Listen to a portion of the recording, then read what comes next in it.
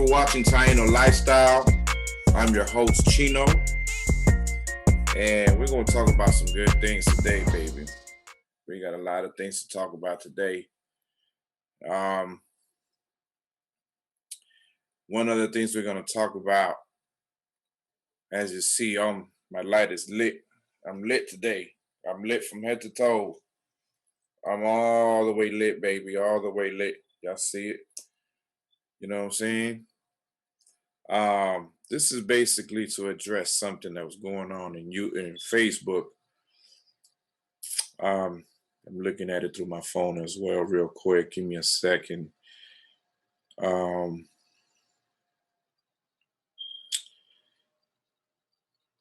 So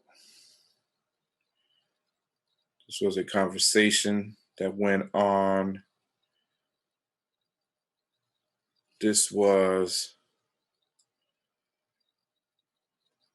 That was 5 days ago.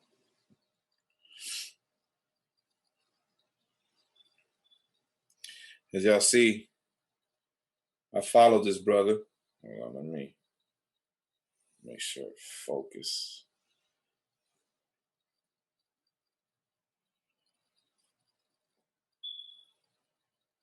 It's not focusing. But anyways, that's Brother Taharka Bay's page, his Facebook page. And in that post that day, he made a comment which caused, like he says in his website, in his YouTube page, he said it caused a commotion. Well, this is it right here.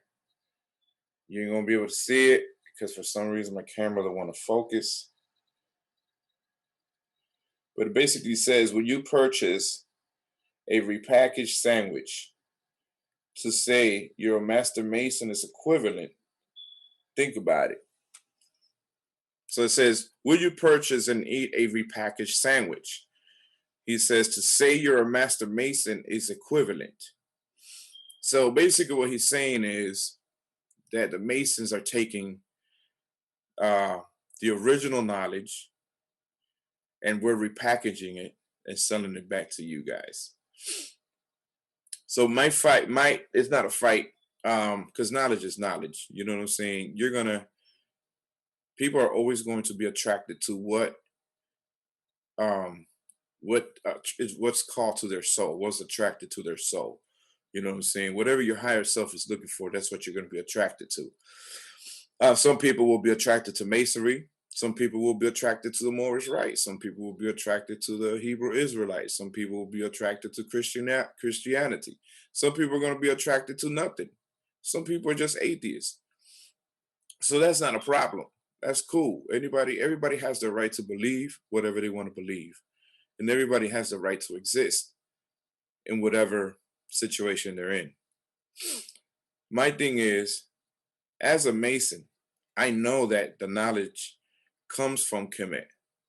We already know that. Whether we trace our lineage to Europe, we can't do nothing about that. Because there's a certain time from Europe and between Egypt and Europe where there is a big gap. And nobody can even trace that lineage to Egypt on paper. I'm talking about records and paper-wise. You know what I'm saying? Historically, we can all trace things back, yes. But paper-wise, there's no paper trail. So in Masonry, the earliest paper trail that you start seeing, you know what I'm saying, is at a certain time frame. Not 1717, Brother Taharka. So, and this is what I'm about to cover. So basically, this is a response. If you guys know, he also did a video on that. And let me see if I can find this video real quick, or at least a portion of it. And of course, I was probably one of the main subject, or according to what he says, I caused a stir. In Facebook, my name is Cacique Chino. Cacique, For those that don't know what a cacique is, a cacique was a Taino king, like a Taino chief, like the leader of his tribe. You know, he was the man.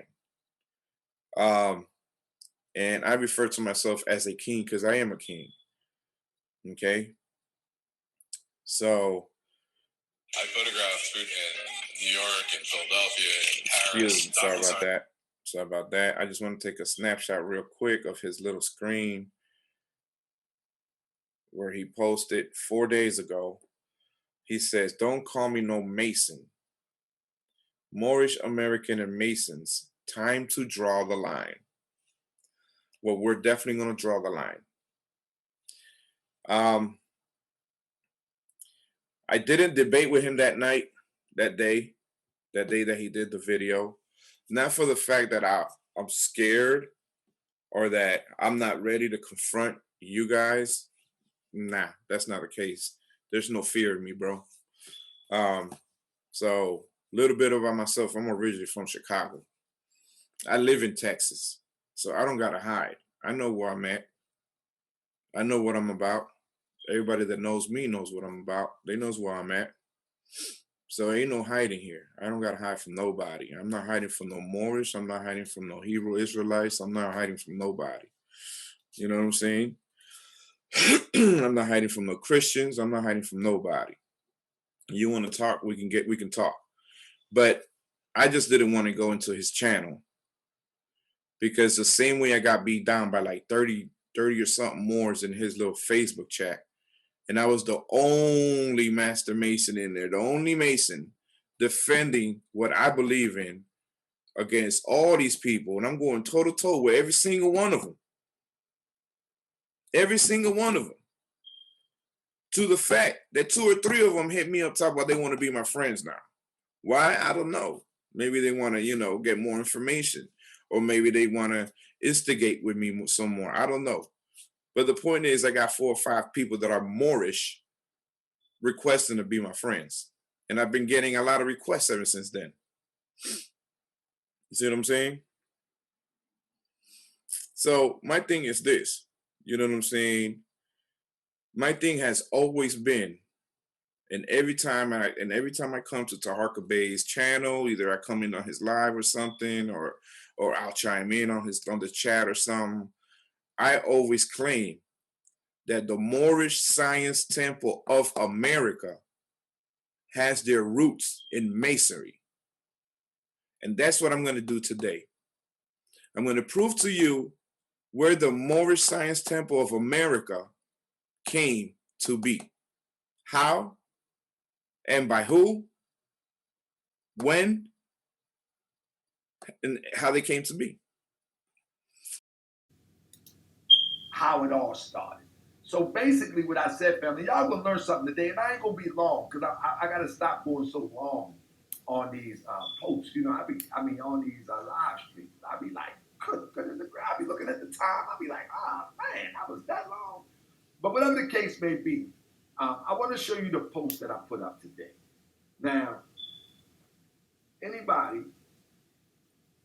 who's interested, you can catch me on Facebook. I teach a lot of Moorish science on Facebook.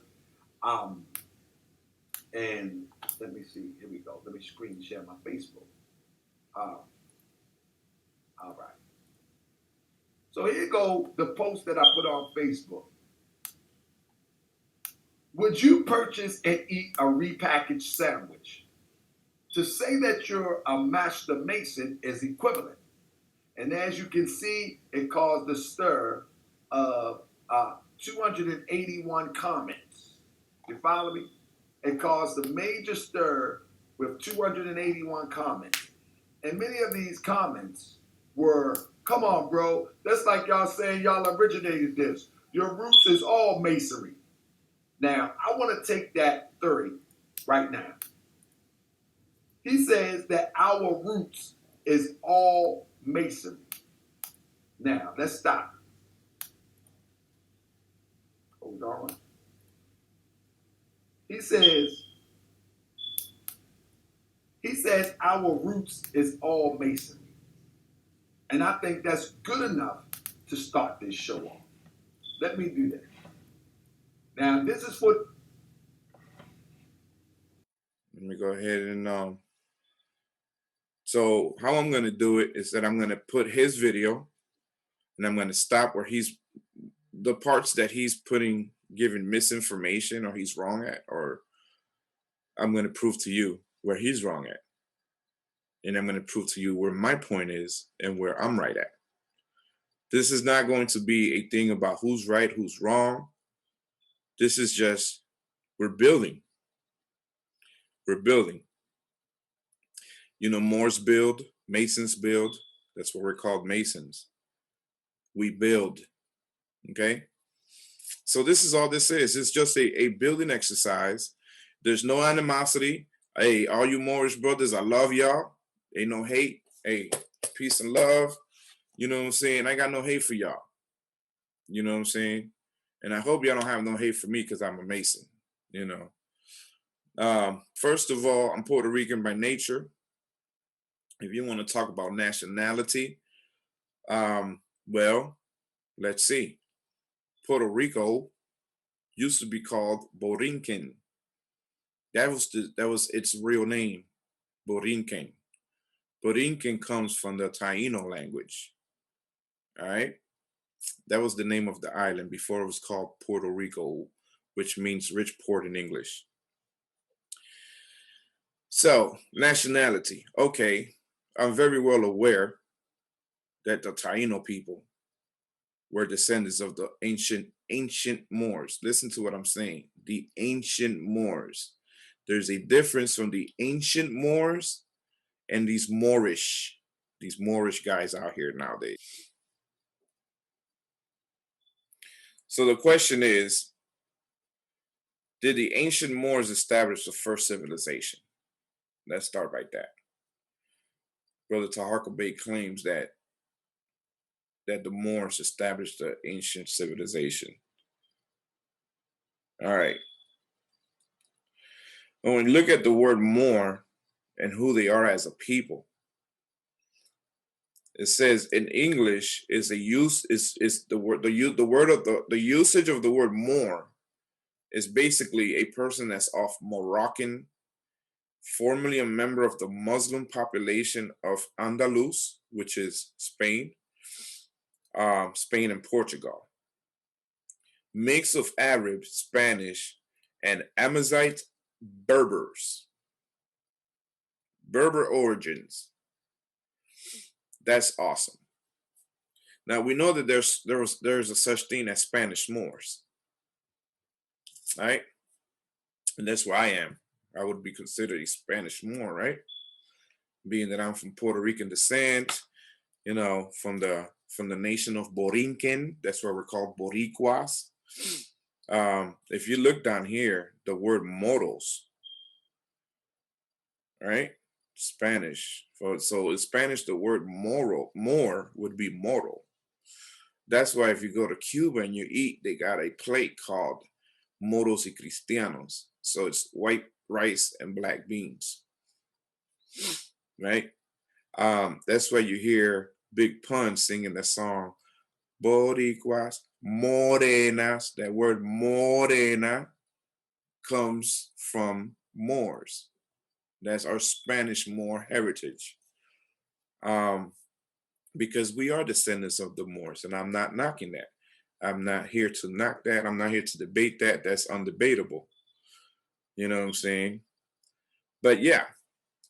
So being a Moor is basically off Moroccan, which is really that North African region, right? Basically from Andalus, which is from Spain, or from Portugal, mixed with the Arabs and the Berbers. Now this is what's important right here, that Berber part. This is where it's important. See what I'm saying? The word derives from the Latin word Maurus, which was used by the Romans. You know what I'm saying? The Romans, they established a province of Mauritania, comprising of a western portion of present-day Algeria and the northeast portion of Morocco. So what this is telling me is that there's different Moors. We have established there's Spanish Moors, there's black Moors, and there's white Moors. Because if you're going according to the Berber, when you talk about these Berber tribes, there's different Berber tribes. Now, if you're a Moor, I need to know what Berber tribe you represent. Because if you want to call yourself Moorish Temple of America, then you have to establish what tribe you're actually representing. There's many Berber tribes. Many. Again, there's Spanish Berber tribes. There's Portugal Berber tribe. Moorish tribes. There's Arab Moors. There's white Moors, which is crazy. It says right here, Europeans designated Muslims of any other complexion as white Moors. So if you weren't a black Muslim, you would be considered a white Moor. That's interesting. You know what I'm saying? The term Moorish continues to be widely used to describe the art, architecture, and high culture of Muslim from Andalusia and North Africa, dating in the 11th century.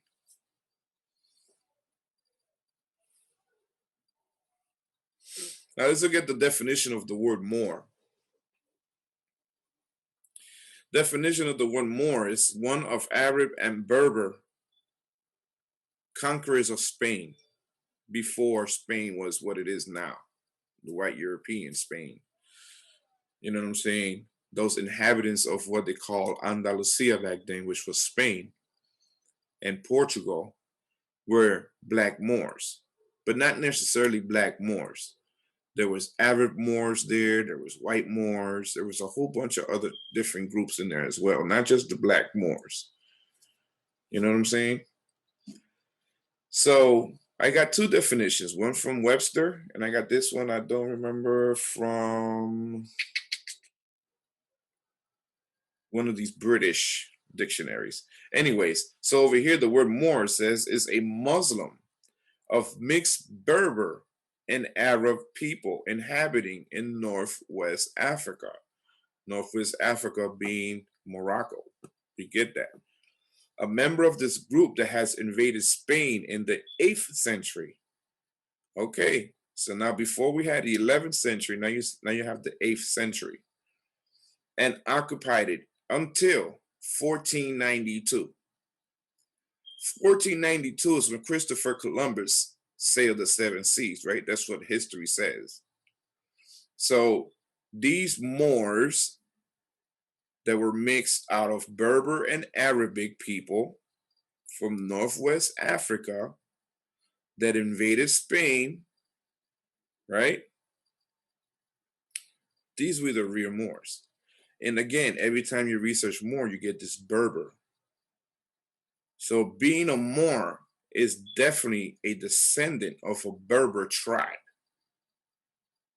That's very important, what you got to understand. Because when you get one of these clowns out here telling you that they're the ones that originated the ancient like Kemet and Sumeria, nah, that's not true. See, the Sumerians, the Arabics in them people are all descendants of those Sumerian people. See what I'm saying? So here we go. And this is just a portion because I didn't even cover on all of them. But let's see, who are the Berbers? The origin and lifestyle of the Berbers of Morocco. Prior to the invasion by the Arabs in the 7th century, the Berber people were Christians, Jews, or animists. An animist believes that it's not only humans who have souls and spirits, but that all plants and animals and even the land is spiritual, connecting us all to one another. After being conquered by the Arab nation, the Berbers were forced to convert to Islam. Forced.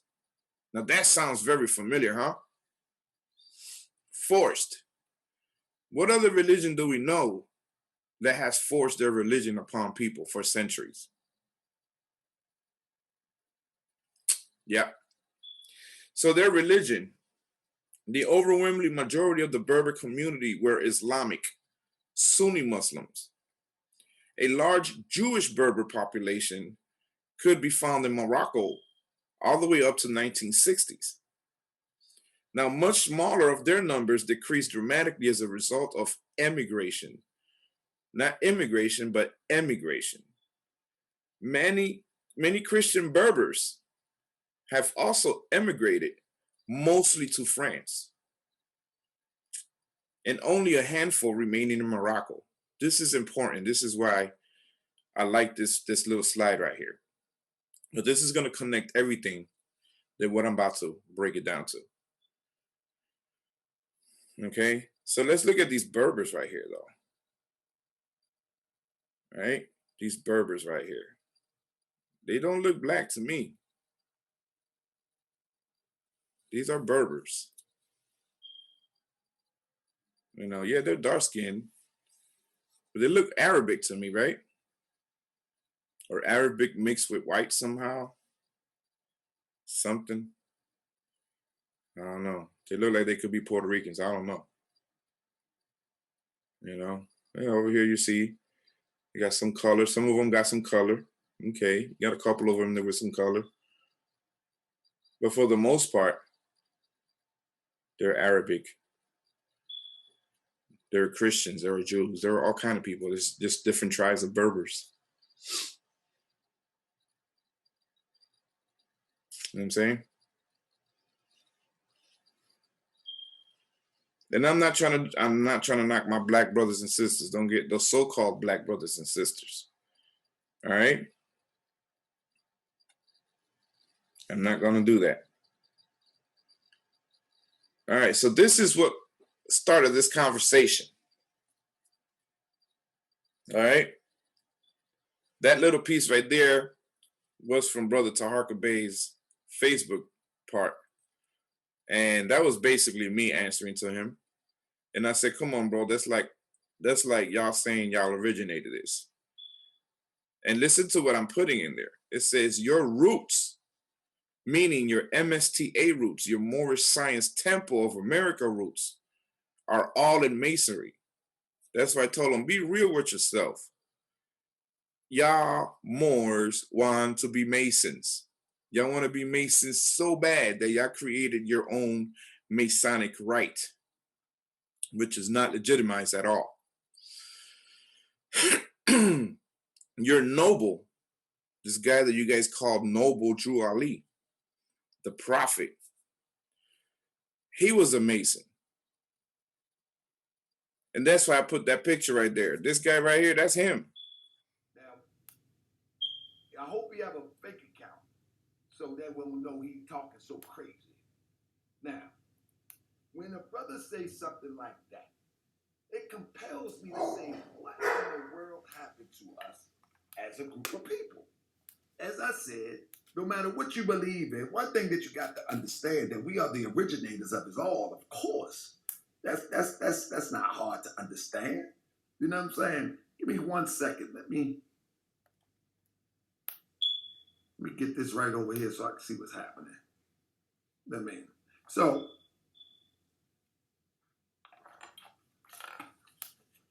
that's not hard to understand that we the originators of it all. You know what I mean? But with that being said, how can one make a statement? Let me get this right. How can one make a statement? Come on, bro. That's like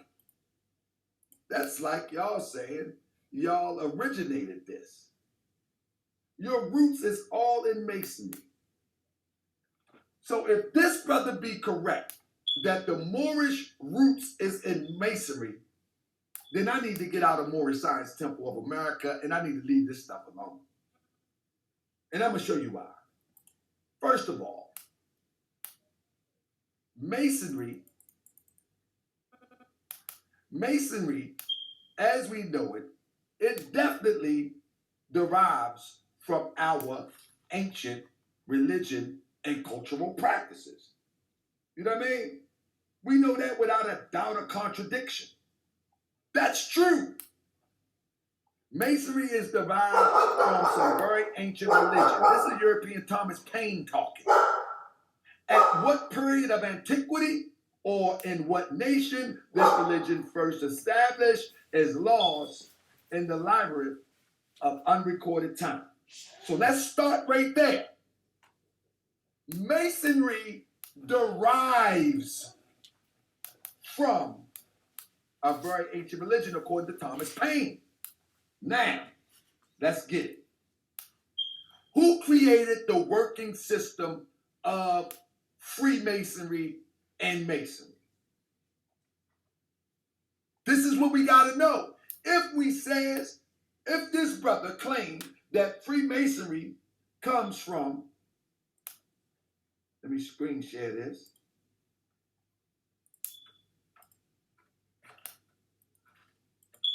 Let me go back.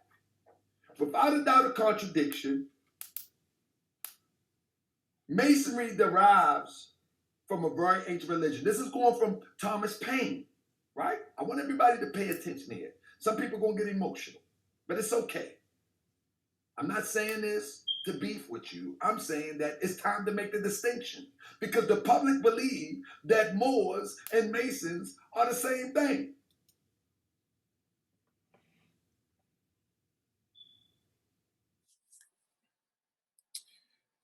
Right? So you can know where Masonry comes from. See, what happens is that in Masonry, way back in the days, it wasn't called Freemason. We went through different names. We went to different organizations, different groups. But the system is still the same. The system still exists to this day. See, Masonry came from the ancient mystic systems that started in Egypt, went down to Samaria, right? From Samaria, we get stuff from Babylon. From Babylon, we get stuff from Egypt. And then around that time frame, that's when the Greeks hit Egypt. And they got initiated through the Egyptian system. And they started initiating other people through that Egyptian system. So the knowledge never got lost. It just got not reinvented, but renamed because they kept getting persecuted by different other groups like the Catholic Church and like the Roman Empire and other empires and other groups that got, you know what I'm saying? So they started like changing their persona, but at the end of the day, they're the same person, just different name. So let's get that understanding first. You know what I'm saying? Right here it says Tutmos the Third, who ruled Egypt from 1500 to 1447 BC, organized the first esoteric school of initiates. That was in Egypt, founded upon principles and methods similar to those perpetuated today by the Rosicrucian order. The Rosicrucian order is from France. During the time of Charlemagne, 742 to 814, the French philosopher Arnaud introduced the mystical teachings to France. So it came from Egypt. This is the closest that we can backtrace it on paper. It was taught by Egyptians. It was transferred from Egypt to France, and from France, Italy, and Spain, and then England. England was the last one. There, Masonry was propagated around the world. Right? So let's just get to the origins. So we see here that in Egypt is giving people, they're initiating people. Right? These people come to France and other places in Europe, right? And they introduce these mystical teachings to these places. They spread, and it spread all the way up through Western Europe, throughout medieval Europe. Mystical knowledge was often couched by symbolism or disguised and hidden in the love songs of the troubadours, the formularies of the alchemists, the symbolical system known as the Kabbalah, and the ritual orders of knighthood. See, all of those is what we are now considered Freemasons. The symbolical system of the Kabbalah is a part of Masonry, is the esoteric part that not too many Masons know about. See, you're getting us confused with social club Masons. See, like Prince Hall Masons, those are social club Masons. These white Masons that you see out here in the United States, those are social club Masons. It's a difference. They don't care about the esoteric teachings. They don't care about getting in deep and getting into the roots of things. They just want to look good. They just want to have their little suits. You know what I'm saying? They want to have their little conventions. They want to be out there with their family and having barbecues and stuff. That's club Masons, social club Masons. I'm not a social club Mason. I've been there, done that, got the t-shirt and the souvenir. I'm not a social club Mason. There's a difference between a social club Mason, a philosophical Mason, and an esoteric Mason. I would love to get all of them combined in one package. That would be dope, but it's pretty hard to do that. So again, when you talk about alchemists, when you talk about the orders of knighthood, like the Knights Templar, when you talk about the Kabbalah, when you talk about all the symbolisms, it all comes from the ancient mystics that came from Egypt. So when we say we're attached to Egypt, we are attached to Egypt. There's no way to prove it on paper because the information was either given away or stolen, and some variations were stolen from Egypt. Not everything. See what I'm saying? Again, Pharaoh Thutmose III organized the first esoteric schools of initiates. These principles are similar to the Rosicrucian order. Rosicrucian order is another form of Masonry. Decades later, Pharaoh Amenhotep IV, he was initiated into the secret schools.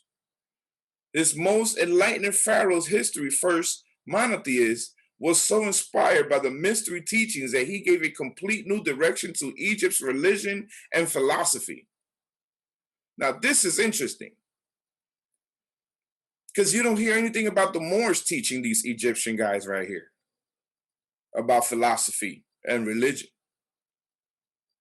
Not the ancient Moors, not the Moorish Science Temple of America, none of these cats. It says he established a religion which recognized the aton, the solar disk, and being the symbol of the sole deity. In other words, you are the sole deity.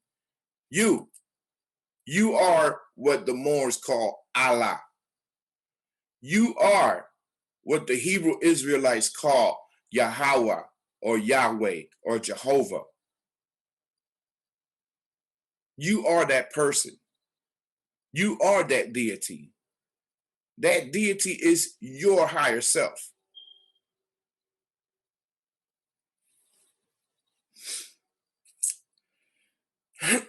So they introduced the solar disk being the symbol of one sole deity, the foundation of life itself, the symbol of light, truth, and joy, and changed its name to Akhenaton to reflect these new ideas. And although the earlier religion was later reestablished, the mystical idea was put forth in human consciousness, and its flame has never died. Centuries later, the Greek philosophers such as Thales and Pythagoras The Roman philosopher Plotinus and others journeyed to Egypt, and they were also initiated into the ancient mystery schools.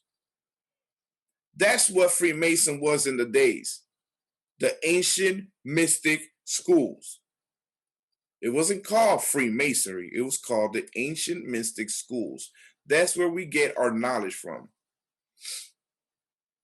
They then brought their advanced learning and wisdom to the Western world.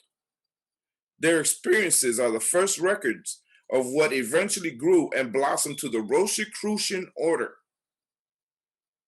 which was in France, which stems out of French. So it's French Masonry. This experience are the first records of what eventually grew and blossomed. I'm sorry, I read that again. Sorry about that. The name of the order, as it is known, was to come much later. However, the Rosicrucian order always perpetrated its heritage in ancient symbolism and principles.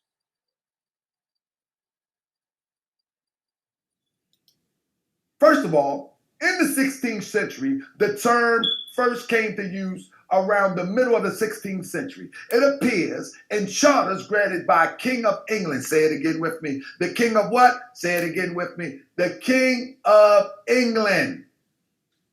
All right. Let's say it again.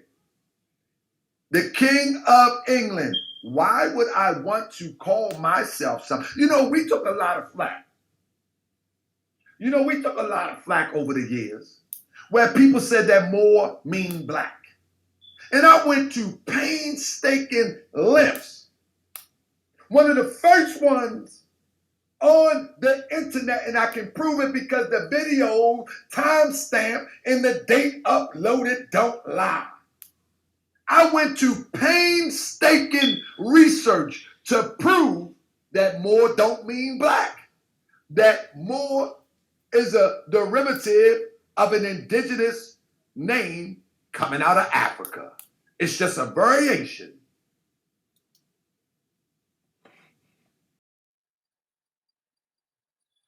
Now let's talk about the beginnings of Masonry, what is now known as Masonry. Not mystic schools, not ancient mystic schools, but what you know now as Freemasonry.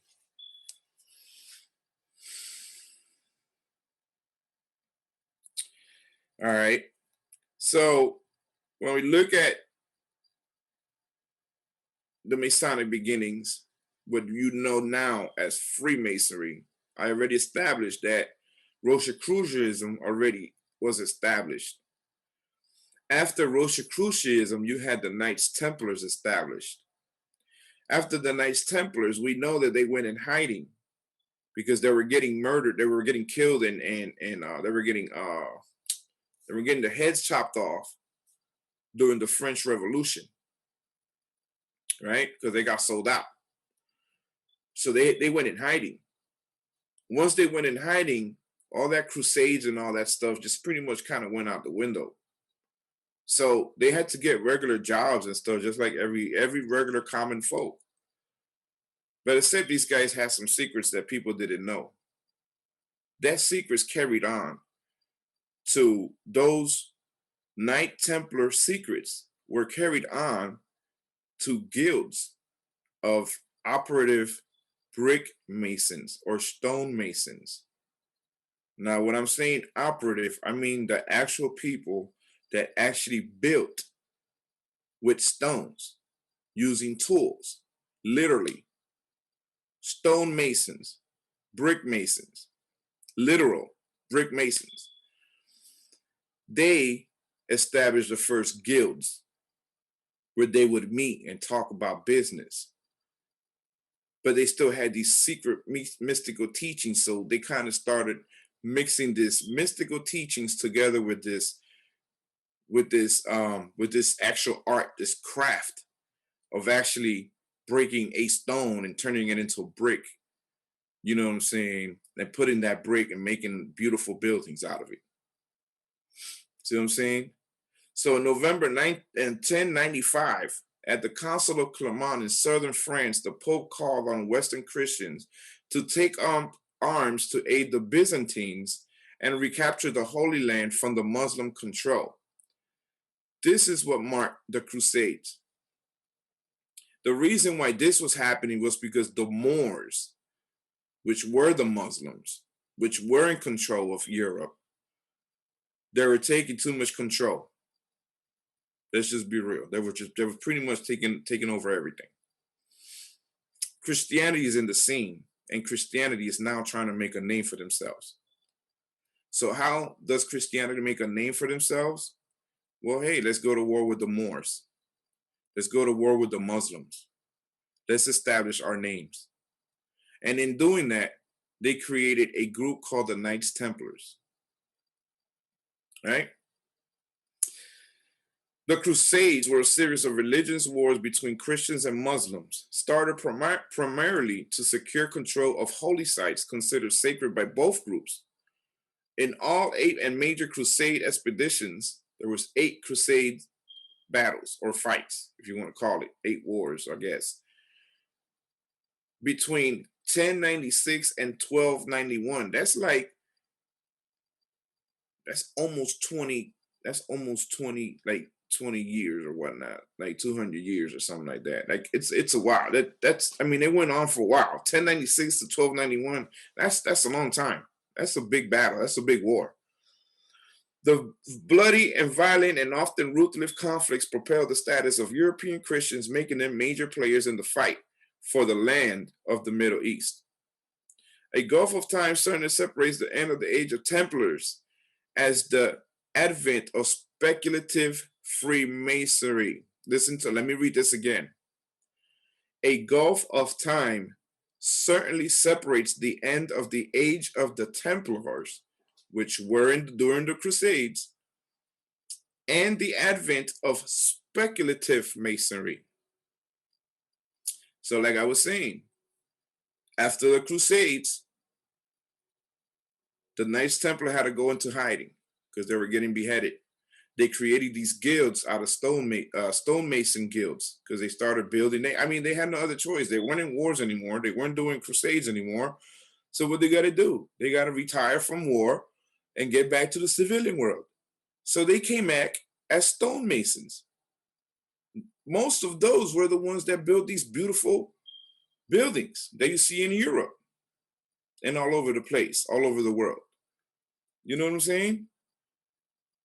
It's called after operative Freemasonry, which is the actual physical labor of breaking a rock and turning it into a brick and making it put into a building and making your arches and all this kind of stuff.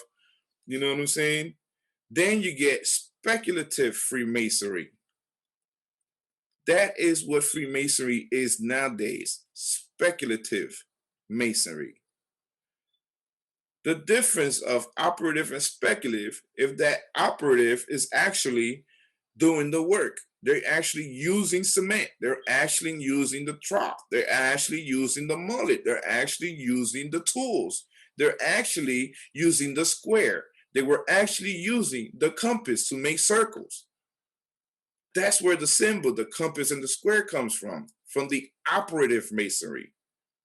But now what we did is that we applied those mystic system intertwined with this operative Masonry, and we have now attached that into our internal self using these tools as spiritual tools for us to build the temple for the God being that's within us.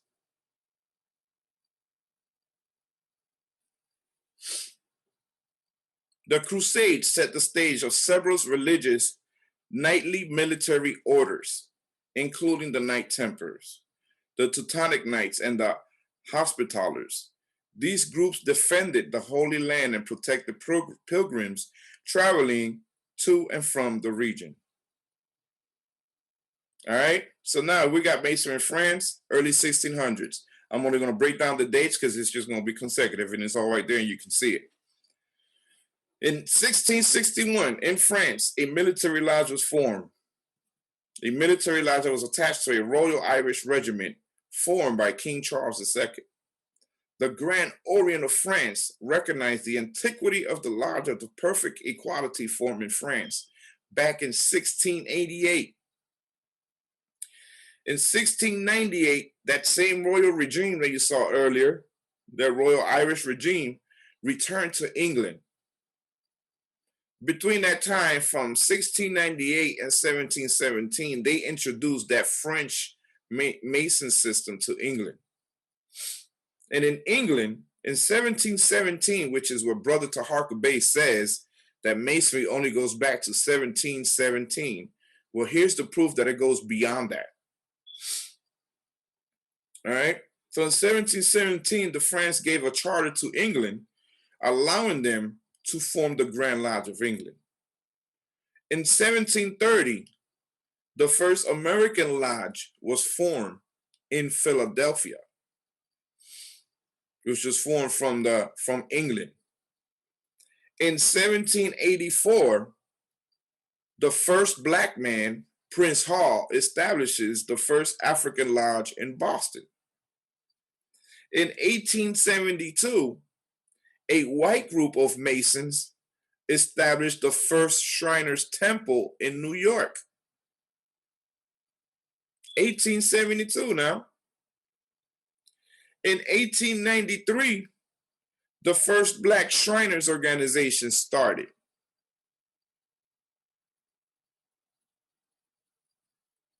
So 20-something years later, after the white guys, that's where the Black Shriners came up with their organization. Talking about it's getting late. You ain't going away. Okay, this ain't for you anyway. So let me tell you what happened. What Prince Hall did was, he went by the scenario, if you can't beat them, join them. All right? Let's stop for a minute. This is Prince Hall, right? Now, let me stop. To Prince Hall credit. Family. Prince Hall was a great ancestor, a great man. Without a doubt, a contradiction for the most part. Prince Hall got himself out of slavery, and he had been fighting these Europeans all of his life. And he was fighting them for the cause of his people for the most part, without a doubt, a contradiction. The only way he felt that he could get some leeway was to join him. And that's what history tells. It's not what I tell. That's what history tells. People get mad because history tells the tale. He had tried so desperately to put together liberating acts for our people. And he went a roadblock at every turn. He turned to Masonry in hopes of being accepted. When they rejected him locally, he extended his interests across the waters. He went so far across the water, not one time. Let's read the history.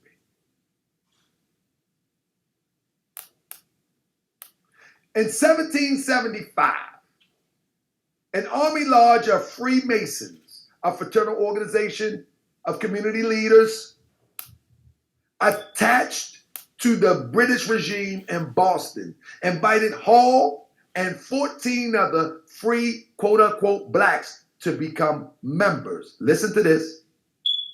A fraternal organization of community leaders. So he definitely was putting in some work. We're not going to take that from him. The men were initiated, officially brought into the group. This wasn't a Masonic group, according to this. On March 6th, just weeks before opening conflict began in the American Revolution. So guess why they employed them to join the group? Guess why? Anybody know why?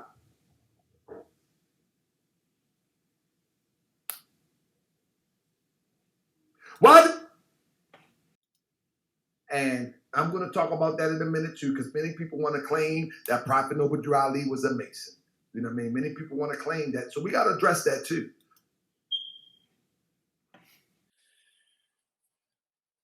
This slide says, who's Timothy Drew? Well, this is interesting. I'm about to break it down to you. Because if this is not his name, if that's not his name, if Timothy Drew is not Noble Drew Ali's name, why is it that when you type in Timothy Drew in Google, the only thing that comes out is everything about Noble Drew Ali?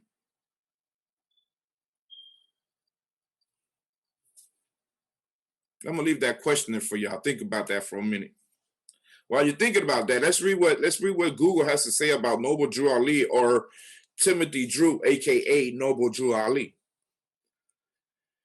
Timothy Drew, better known as Noble Drew Ali, was an American who founded the Moorish Science Temple of America, considered a prophet by his followers in 1913. Hold on. When was the first Black Masonic group organized? 18 something. So that right there proves to you that Masonry has been here way before this Moorish Science Temple has. Okay? Now these people, it says over here, it says they considered a prophet by his followers in 1913. He founded the Canaanite Temple in Newark, New Jersey, before relocating to Chicago. Okay. Before there was a Canaanite temple, there was another temple called the Mahadidian something. It was a movement. See what I'm saying? Around between that time of 1916 to 1930, they went through a whole couple of different phases of the Moorish Science Temple of America went through a couple of phases. They started off as Mahadidians. I might be killing that word. Mahadidians. Then they went from Mahadidians to the Canaanite temple. But before this Canaanite temple, this is where Noble Drew Ali turns into a Mason. And I got proof, and I will show it to you in a minute. After he became a Mason, then he establishes the Canaanite temple. Then he leaves Jersey, goes to Chicago, and establishes the first Moorish Science Temple of America. See, says here that he was born in 1886 in North Carolina. He died in Chicago. His nationality wasn't Moor. It was American.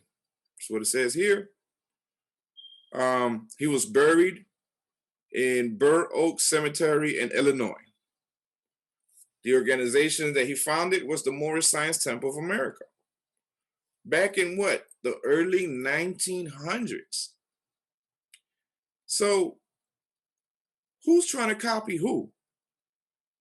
The Masons been in the United States, like Brother Taharka Bey said in his little presentation, since 1717, according to him.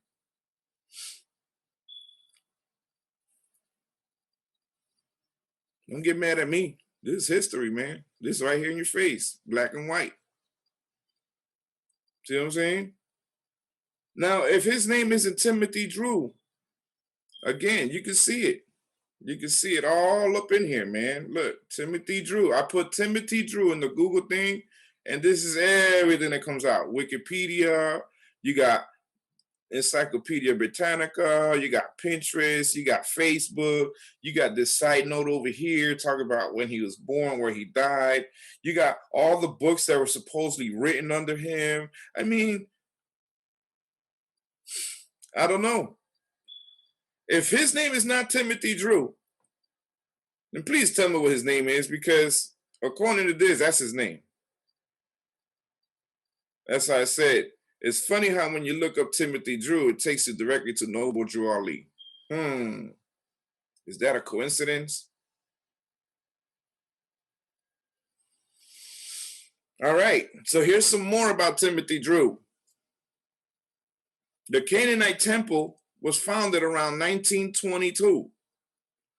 There's this guy right here. Let's look at this guy right here real quick. This guy right here. He's got a Shriner hat.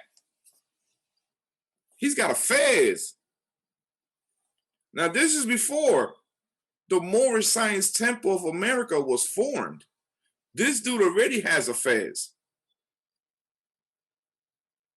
Why? Because the Shriners were already established back in 1872. So this guy, Abdul Hamid Suleiman, right? And you could even research some more. You can look up Mecca High Priest. It will tell you some more stuff about him. You know what I'm saying? The Sheriff of Mecca is another thing that you can see some more things about this guy right here, Abdul Hamid Suleiman. Now, who is this guy? Abdul Hamid Suleiman is the Shriner, and in order for you to be a Shriner, you have to be a Mason first. There's no way you can be a Shriner without being a Mason. You can't skip Masonry and go straight to Shriner. There's no way. I'm sorry. And if you think that you can't, please prove it to me, because I beg to differ on that one. So again, here comes this guy, Abdul Hamid Suleiman, right? He takes Timothy Drew under his wings, right?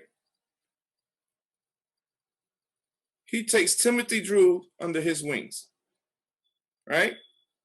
It says it right here. It seems reasonable to think that Drew Ali not only had become affiliated with Suleiman's group in Newark in a way closer than just a mere observer, but he also he took elements, especially those that connected Islam to Masonry. Let me read that again. It seems reasonable to think that Noble Drew Ali not only had become affiliated with Abdul Hamid Suleiman, his group in Newark, in a way closer than a mere observer way. In other words, he wasn't just sitting there observing. You was part of that, bro. He took and borrowed elements, especially elements that connected Islam to Masonry. See what I'm saying? And it keeps saying right here, the Canaanites and racial uplift formed Suleiman's teachings or symbols to use in his forming of the Moorish Science Temple of America.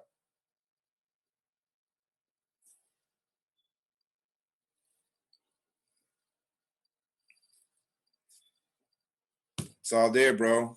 It's all there in black and white.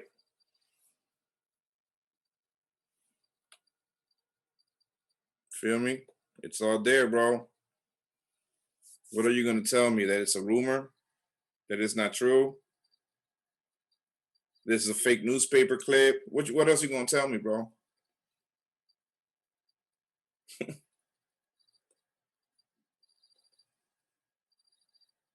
Feel me? But it's all good, brother. I got more stuff for you. Here's a good picture of Mr. Timothy Drew as a Mason with his worshipful master. Huh? He got his worshipful master right here with a little top hat. He's got all the pretty stuff. You know, they got him here, you know, with his little apron. That's him, bro. I don't care what you say. You can't tell me that, oh, that's not him. They don't even look like him, because they sure do look like him, bro. I don't care what you say. It's not a rumor. It's right here in front of your face. You know what I'm saying? Above, in the center, and I'm reading it right here. Above in the center is an alleged picture of Thomas Timothy Drew, Holy Prophet Noble Drew Ali, when he was a Masonic member.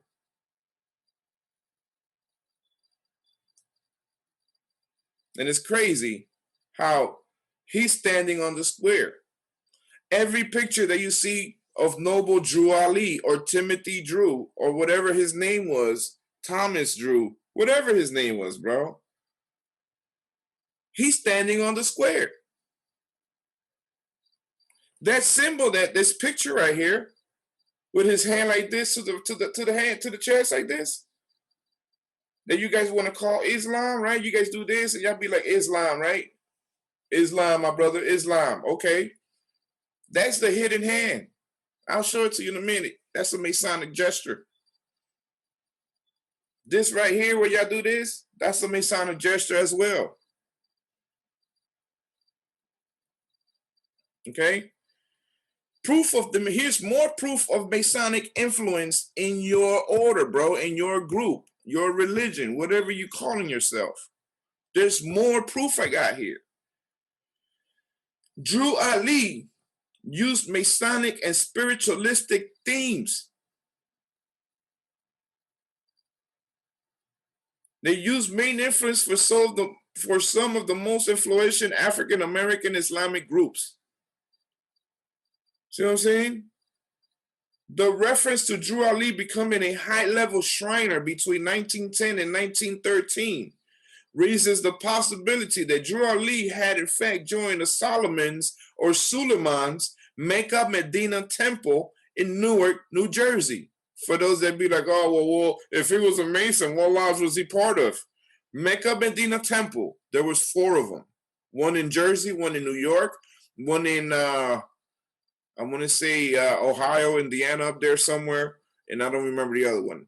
But it doesn't matter because he was part of the Mecca Medina Temple in Newark, New Jersey. It says Solomons or Suleimans because there was a confusion where there was a guy named Dr. Solomon and then there's Suleiman. And we come to find out they're both the same people. They were just known with different names in different occasions, in different like time frames, I guess, but it's the same guy. You know what I'm saying?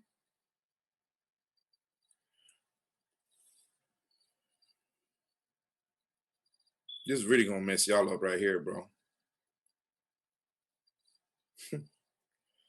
That's a picture of the Canaanite temple in Newark, New Jersey, right? Here it goes. It says between 1908 and 1910, it is alleged. It says alleged because some people can't see the actual proof of his name in the actual roster, but I'm pretty sure if he was to dig that up, I'm pretty sure it would be there. That's why they say alleged, but I'm sure it is because there's pictures, there's a lot of things proving that he did have Masonic influences before creating the Moorish Science Temple of America. And that's what my whole point has been this whole time, is proving to you that your Moorish Science Temple of America has derived from Masonry. You have taken principles of Masonic principles and made it your own. And now you guys are out here telling people that you guys are the original Masons. Y'all don't need to be Masons. That Masons is for babies. That blah, blah, blah, blah, blah, blah, blah, blah, blah. Because that's what it sounds like to me. Because if Masons was for babies, then we've been doing baby stuff since the early time of mankind, bro. We were just called different names during those times. So between 1908 and 1910, Timothy Drew returned from the East to the States and joined the Prince Hall Masons, Prince Hall Original. Timothy Drew became a noble of the ancient Egyptian Arabic order of the Mystic Shrine. Because like I said before, in order for you to be a Shriner, you have to be a Mason. I'm not a Shriner yet. I will be there one day, but I'm not there yet.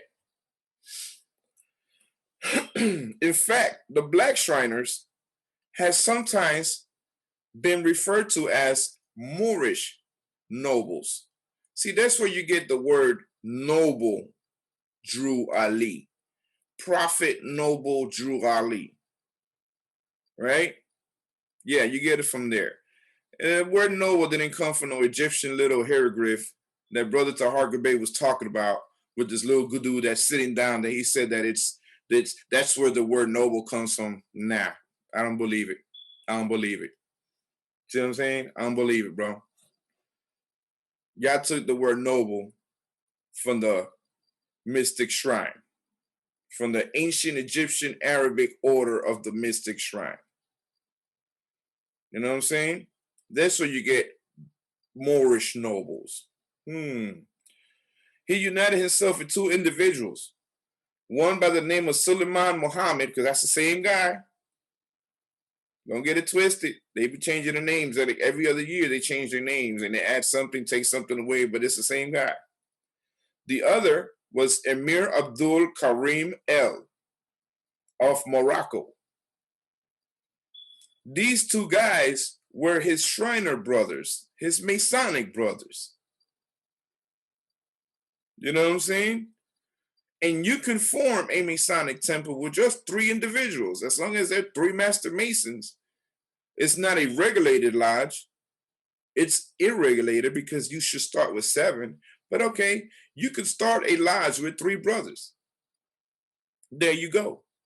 You got Noble Drew Ali, or AKA Brother Timothy Drew, right? You got Brother Suleiman, or Brother Solomon, and you got Brother Abdul Karim El. Those 3 become the first Master Masons that established Mecca Medina in Newark, New Jersey. All right? There's some more proof.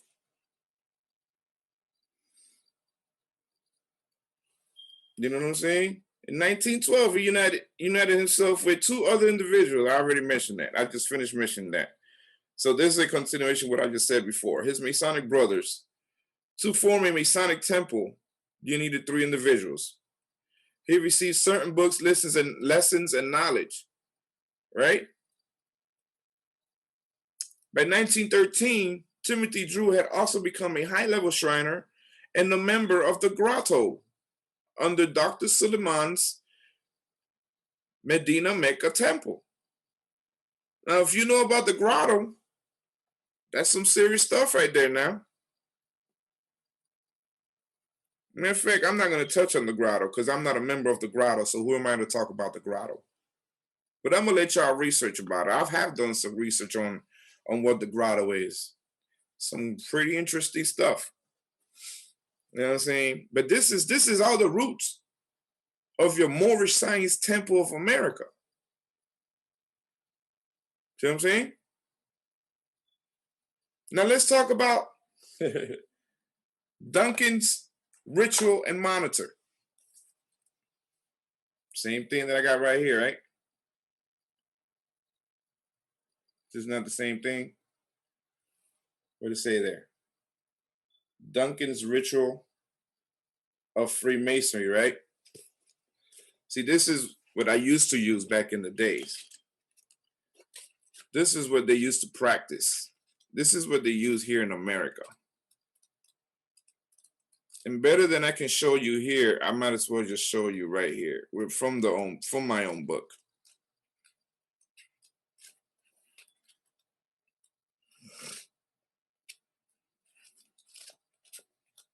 Let me show you something. Let me show you the grand healing sign that these brothers use all the time to greet each other with.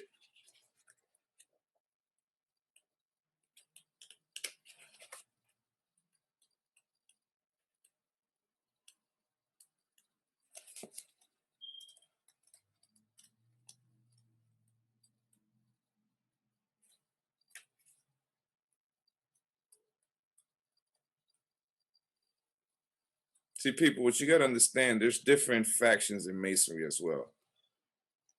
See what I'm saying? Don't get it twisted. There's different factions.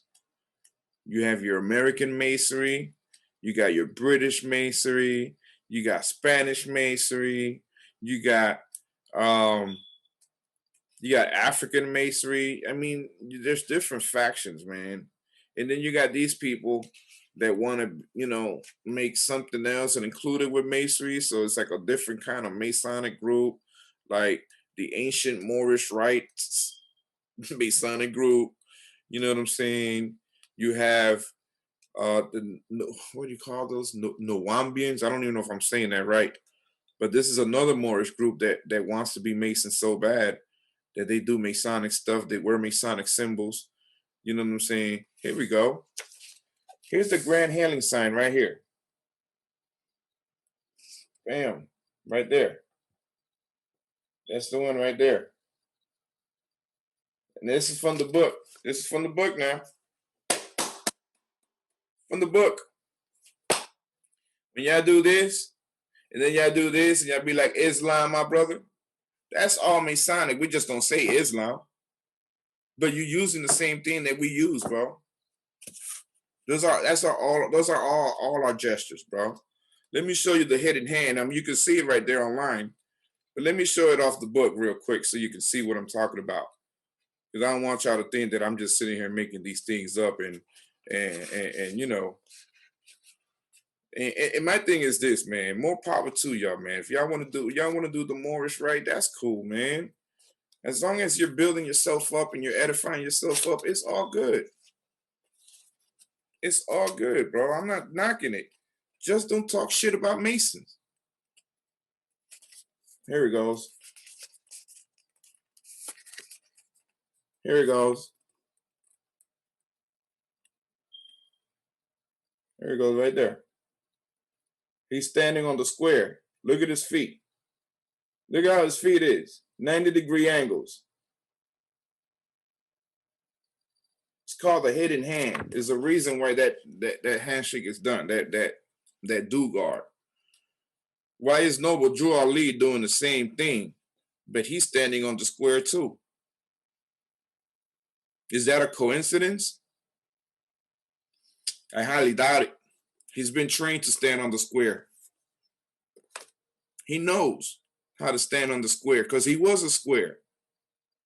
He was a Shriner.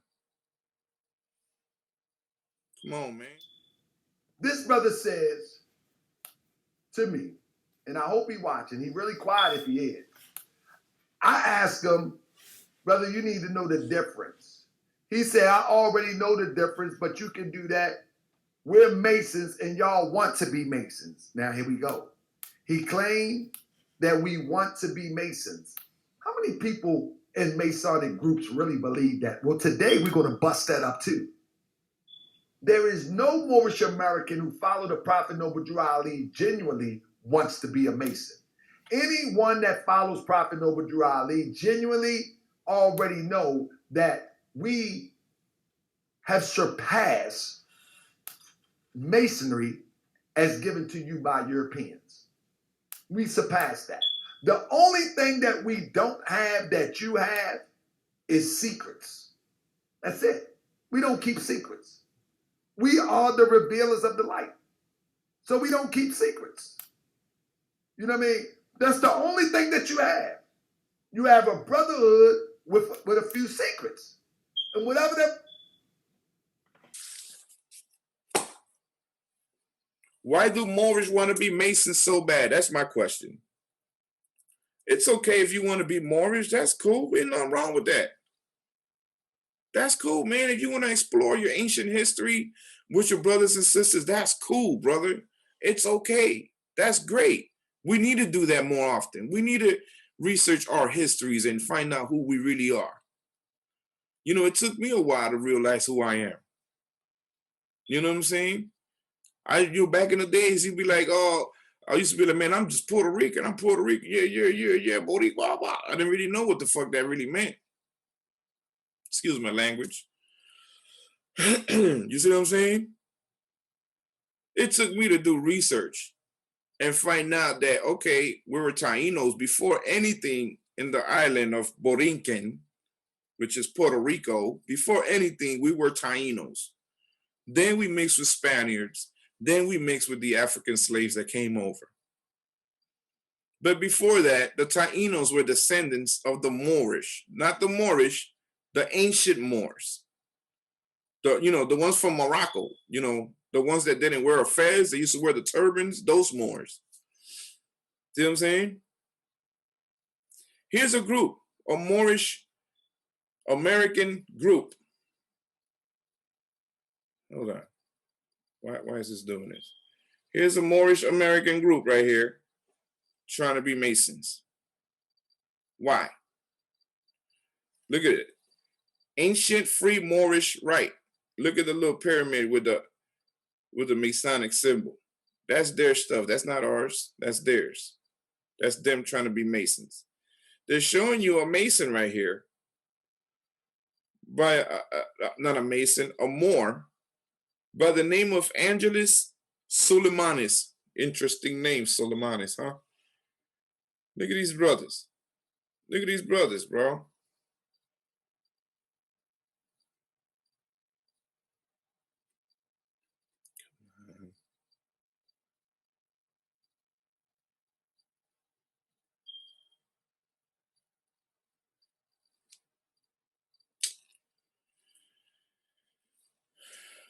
I hate when technology acts stupid sometimes. You know, technology is meant to like help you out, but sometimes they just make your life a living nightmare. All right, here we go. Sorry about that. So look at all these brothers over here trying to be Masons.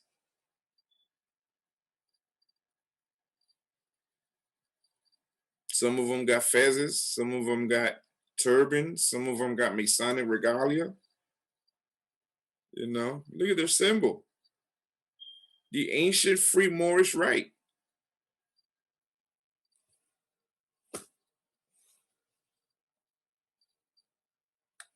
I mean, all this stuff, everything they do in there is Masonic. Look at this right here. That's the same people. Ancient free Moorish rite. They take our symbols, they change the G, they put their little 7 in there. They're doing the same handshakes. I mean, come on, bro. Here's another group.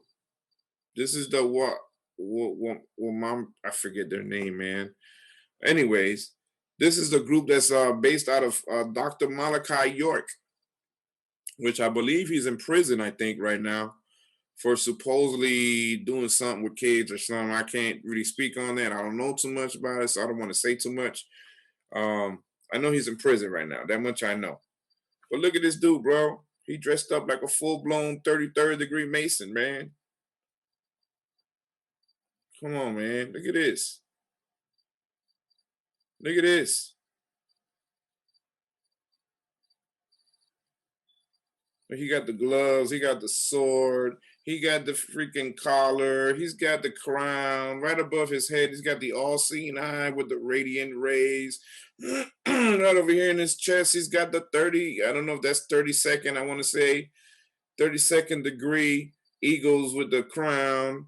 You know, over here you got him with another different attire. But then you got him over here with some Shriner attire. He's got some OES sisters, Order of the Eastern Star. He got some sisters right there with him. I mean, if that's not Masonic, I don't know what else to tell you, bro. You know what I'm saying? Look at these brothers, man. Look at these. Look at these dudes. That's what they're called. The Nuwapians. Nuwapians. That's what they're called. That's the group. This is the guy that originated this. A Moorish. Look at it. Look at these dudes. They marching down the street with aprons and stuff. Why? Why do you want to be Masons so much when y'all always want to talk crap about Masons? Don't talk about Masons if you don't want to be a Mason. Don't talk about them. But if you want to be a Mason, just be real with yourself and admit it. You want to be a Mason. You want to be just like us, bro. Y'all make me sick with this dumbness, bro. Y'all want to talk so much stuff about Masons and no, Masons that, Mason this, but where do you originate? But no, you're not. You're not. You're not. This is you guys right here doing all this dumb shit, dumb stuff. Excuse my language. I get mad because, man, y'all be on it sometimes, bro. It's like, really? I ain't got no, like I said, I ain't got no animosity with y'all brothers, man. It's all love at the end of the day. You know what I'm saying? But let's just put the facts out there. The Moorish Science Temple of America, your roots, it's all in masonry. Just like the Divine Nine Greek college organizations, your roots is all in masonry. Just like Marcus Garvey, his roots was all masonry. So if you follow the Pan-African movement, you're following elements of masonry. If you're following the Moorish Science Temple of America, you're following elements of Masonry. If you follow the Rastafarian movement, you're following elements of Masonry, because Emperor Selassie was also a Mason. That's what I'm trying to tell y'all that's what I'm trying to get y'all to understand. There are many groups and organizations that stemmed out of Masonry, even white groups. Jehovah's Witness, the Mormons, the Pentecostal religion. All these groups stemmed out of Masonry. People that were Masons, they stepped out and they decided to create their own system. So if you're creating your own system and you're coming out of another system, then I guarantee you 90% that the stuff you're going to implement in this new system is going to come, a lot of it's going to come from that old system you just left. You can see the similarities of Masonic principles in all these organizations. You see what I'm saying? I'm not knocking these organizations. The only thing I'm trying to shed light in is you guys came from us. So how are we the children? How is Masonic baby stuff when you guys came from us? You guys are our babies. The Moorish Science Temple of America, you guys are our babies. The Greek fraternities, the AKAs, the Alphas, the Q Dogs, man, I don't know all of them, but y'all know y'all know who I'm talking about. The Divine Nine. You guys are our babies. Marcus Garvey, that Pan-African movement, you guys are our babies. All that has stemmed out of Masonry, whether you like it or not. But these are the facts. I understand you're trying to create your own pro-black movement just for the black people. That's cool, man. I'm telling you, I get it. And I'm all about it too.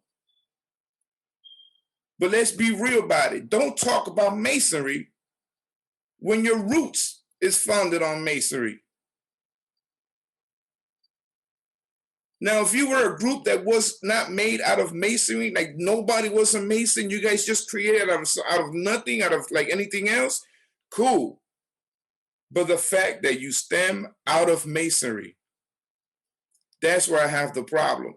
You stem out of Masonry and then you want to put our name in the dirt like we garbage, like we the traitors, like we the ones who messed up the black community. We the ones who did this. We the ones who did that. We did this, and that. Nah, bro. Get it right.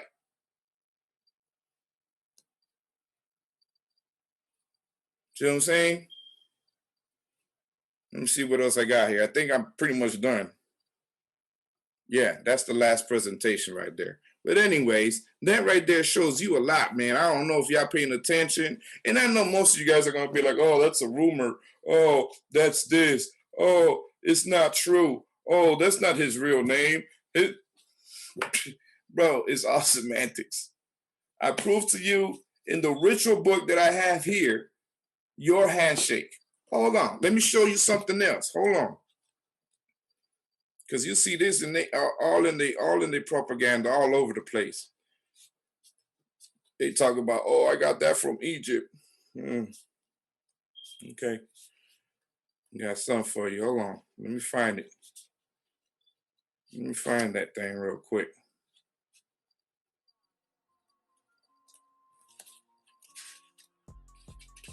You know what I'm saying? I could even go as far as your whole governing system, how it's set up, how you guys have to get charters to be, you know what I'm saying, you know, your Moorish temple comes from a specific charter that's legitimate, that makes it like a real ass charter versus a fake charter. You know what I'm saying? You got groups that come out and they just made their own group. They say, yeah, I'm a Masonic group, but they don't have a charter. You're not a real group. You're not a real Masonic group. And it seems like the Moorish Temple of America has the same problem. You guys have groups that just come out and make their own little Moorish temples, and they don't have charters. You guys use charters too, just like we do. Where did you get that concept from?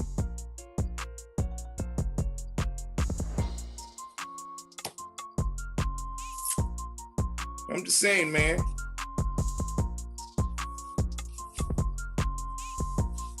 Look at this little thing right here.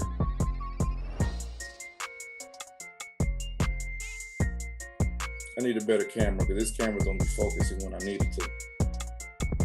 Check that right there. You get that everywhere. Let me see if I can find it.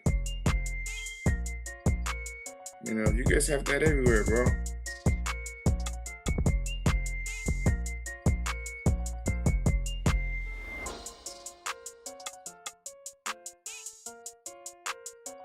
You know what I'm saying?